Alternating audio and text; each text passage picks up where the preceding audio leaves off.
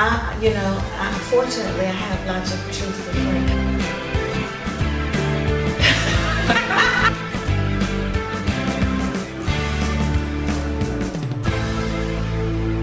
Do you feel that there are other things that are important for us to have as friends besides our Christianity? Oh, definitely. I think that you should have some social connection because where you go and how you present and talk and what you like to do socially should line up. If your friends want to hang out at bars and clubs and lounges all the time, and you want to go to church, you want to pray, and they're like, yeah, okay, call me when you that's not right. That's not a person that you need to be connected to. Right. Like we have a lot of things in common. We love the word, definitely. Yes. We love music. Yes. And we love art. Yes. And we love fashion. Yes. So we have a lot of areas to connect on and things that we can share and exchange. And sometimes I think that people pigeonhole themselves and say, well, you're saved, so I should be your friend. But that's not always the case. Right. I think that's that I love you with the love of the Lord kind of action, that I don't really like you. I don't like anything else about you. Yeah. And I don't think that you should force those types of relationships. I think that when it's talking about how can two walk together except they be agreed, that it goes from natural to spiritual. Yeah. What do you think? I agree, and I think that the quality of a person has a lot to do with where they are. And when I say where they are, it's like where your spirit is. Where no matter what your situation is at that time, you may have people who are going through financial challenges, going through marital challenges, relationship issues, or whatever.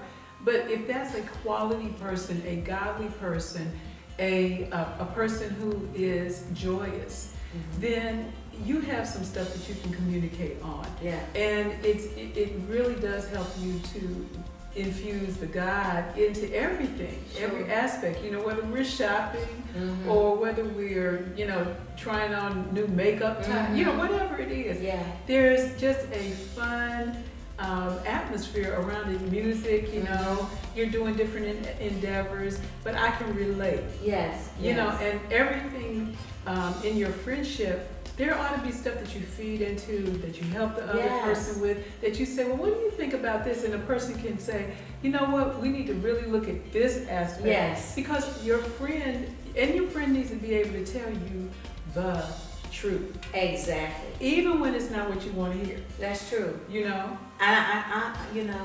Fortunately, I have lots of truthful friends. Sometimes they're a little too truthful, if you know what I mean.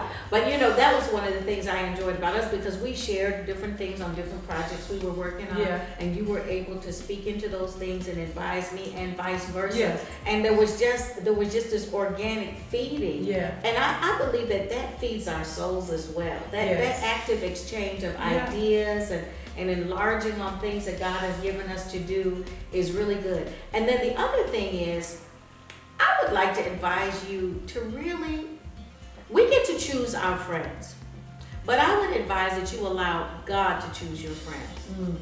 Because there have been times that I've met people that I felt were maybe advantageous for me to have an association with. It wasn't a heart thing. It was just more of an intellectual decision. And those relationships didn't work well. Yeah. Because I'm the type of person, I like who I like. Yes. And I don't like who I don't like. I don't care if your name is Jesus' cousin. I won't like you. So for me, that doesn't work well. And I remember my dear friend Marshawn Evans said in one of her speeches once that you shouldn't network just for the goal end of what you want to get, but network on your commonalities, so that it's a lasting relationship that feeds into where you want to go and what you want to do.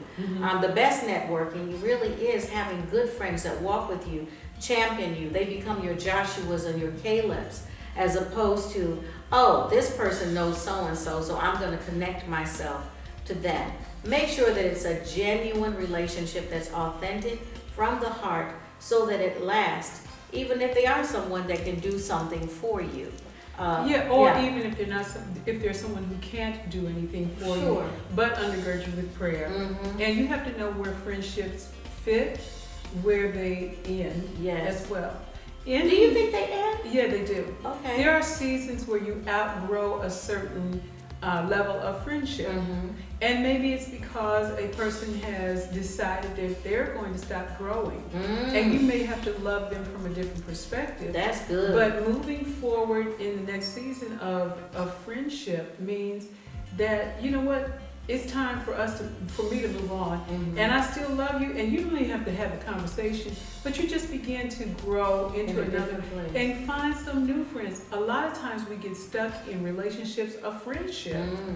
And we never outgrow that relationship when the relationship isn't serving our spirit and helping us to grow.